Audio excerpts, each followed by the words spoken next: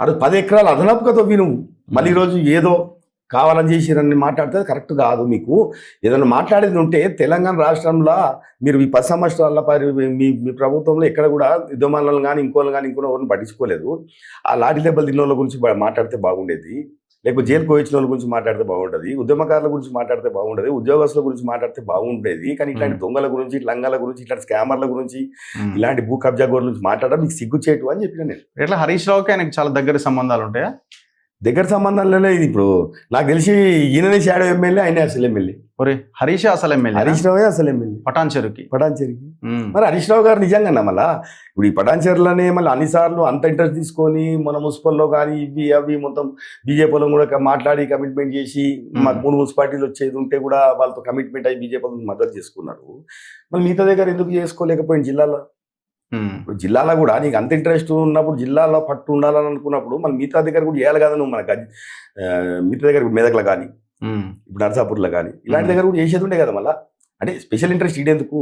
ఏముంది అసలు ఆడ స్పెషల్ ఇంట్రెస్ట్ అంటే ఎట్లా వాటాలా? ఇప్పుడు నేను అదే అంటున్నా కదన్నా. ఇప్పుడు ఈరోజు మైపాల్ రెడ్డి అనే వ్యక్తిని ఈరోజు కాపాడడానికి పూర్తి ప్రయత్నం చేస్తున్నావు అంటేనే నేను చెప్పేది ఏంటంటే నువ్వు మళ్ళీ వాటాదారువే అని అంటున్నాను. అనాల్సిందే కదన్నా. సమాజం కూడా డౌట్ పడుతుంది. మైపాల్ రెడ్డి ఇంత దొంగ అయినప్పటికి కూడా, ఇంత అరాజకాలు చేస్తున్నప్పుడు కూడా, ఇంత దౌర్జన్యం చేస్తున్నప్పుడు కూడా మీరు మంత్రిగా ఉన్నప్పుడు, మీ ప్రభుత్వం ఉన్నప్పుడే ఈయన ఎమ్మెల్యే మీ ఓడే కదా. మరి ఇవన్నీ జరుగుతున్నప్పుడు నీకు తెలియదా జిల్లా మంత్రిగా అని అడుగుతుంది. తప్పే ఉందల్లా. తెలియదు అనేది అంటాడా, లేకపోతే మనకు తెలిసే చేస్తున్నాను అంటాడా? ఏదో సమాధానం అని చెప్పాలి కదా మళ్ళీ. ఇప్పుడు ఒక్కటి కాదు కదన్నా, ఒక 100 గజాలు 200 గజాలు అంటే వేరే విషయం కన్నా. ఇట్లా లక్షల కొద్ది డాక్యుమెంట్, లక్షల గజాల కొద్ది డాక్యుమెంట్లు, 20 పార్కులు ఉండవు, రోడ్లు ఉండవు. అండ్ దట్టు గవర్నమెంట్ ల్యాండే కాదు, ప్రైవేట్ వ్యక్తులకు సంబంధించిన ల్యాండ్స్ కూడా లేపేసినట్టున్నారు కదా. చాలా నా దగ్గరకే దాదాపు ఒక 7-8 మంది ఇంటర్వ్యూలు చేసి ఉంటాను నేను.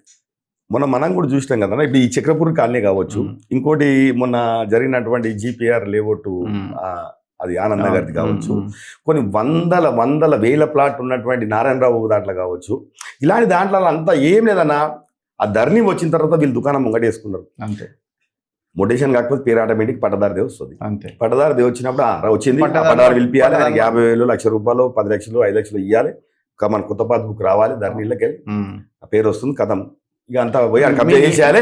ప్లాట్లో వస్తే ఆ రోజు అధికారులను పెట్టుకొని, పోలీసు వాళ్ళని పెట్టుకొని, వచ్చిన వాళ్ళని బెదిరించి, మీకు చాలా సందర్భాలలో మీకు చాలా మంది బాధితులు వచ్చి మీ దగ్గరకు వచ్చి మొరబెట్టుకున్నారు. మీరు కూడా చాలా సందర్భాలు వచ్చారు అక్కడికి.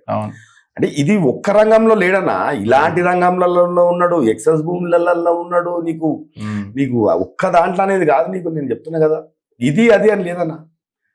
నన్ను అడితే నేను ఏమన్నా ప్రభుత్వం కానీ, మా ముఖ్యమంత్రి గారు కానీ సిట్టు గిట్ట వేస్తానా, వీళ్ళు ఇళ్లలో ఉంటారన్నా, జైల్లోనే ఉంటారు. ఇళ్ళల్లో తక్కువ రోజులు ఉంటారు, జైల్లో ఎక్కువ రోజులు ఉంటారు. ఇప్పుడు గవర్నమెంట్ మీదే కదా, అందుకే మీ ముఖ్యమంత్రికి ఏమన్నా రిక్వెస్ట్ చేస్తున్నాను. నేను మా ముఖ్యమంత్రి గారి దృష్టికి, మా ప్రభుత్వం దృష్టికి తప్పకుండా నేను రిప్రజెంటేషన్ ఇస్తా. ఈ పటాన్చెరులో జరిగినటువంటి అవినీతి మొత్తం మీద విచారణ జరగాలి. ఎందుకంటే బాధితులు ఒక్కరిద్దరు కదా, నాకు 1000 మంది బాధితులు ఉన్నారన్న. అన్న ప్లాట్ కొనాలంటే వాళ్ళు ఎప్పుడో 80s లైన్ లేవట్లో అప్పుడు ఒక ఉద్యోగాలు చేసుకుంటారు, రూపాయి పోగు చేసుకొని ఏదో నా కుటుంబానికి మొదలు పనికొస్తుంది అని చెప్పి కొన్నారు. ఈ రోజు 20 ఏళ్ళ తర్వాత, 30 ఏళ్ళ తర్వాత మీరు వచ్చి ఆడ ధరణిలో అది వస్తుందని చెప్పి పాస్బుక్లు చేసుకొని వాళ్ళు వస్తే వాళ్ళ మీద పోలీసులతో కేసులు పెట్టించుకుంటా, పోలీసులను వాడుకుంటా, ఇంత దౌర్జన్యం అన్న.